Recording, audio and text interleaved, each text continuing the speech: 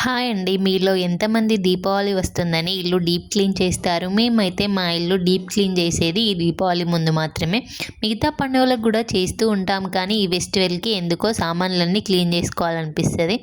మేము మా కబోర్డ్స్‌లో వస్తువులన్నీ క్లీన్ చేయడానికి ప్రతిసారి డైనింగ్ ఎక్కి దిగడం అయితుందని ఇది ఆర్డర్ చేసినుండే. నాకైతే అస్సలు తెలవదు. మా ఇంటి ముందు ట్రాలీ వచ్చి డెలివరీ చేసేంత పెద్ద వస్తువు ఏది ఉంది అనుకుంటే అది ఇది. మామూలుగా అల్యూమినియం ల్యాడర్స్‌ని చూసిన నేనైతే, బట్ ఇదైతే స్టీల్ది, ప్లస్ స్టెప్స్ కూడా ఉన్నవి. నాకైతే క్వాలిటీ చాలా బాగా ఉందనిపించింది. మామూలుగా ల్యాడర్స్ని 2 పర్సన్స్ ఉంటే హ్యాండిల్ చేయగలం, బట్ నో డౌట్ ఒక పర్సన్ అయితే ఈజీగా యూజ్ చేయొచ్చు.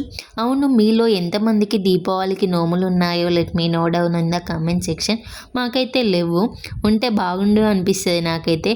నోములు ఉన్న వాళ్ళు అయితే మంచిగా జరుపుకుంటారు దీపావళి పండుగని. వీడియో నచ్చిందా? నచ్చితే do like, share, comment and subscribe to Anuven Tales.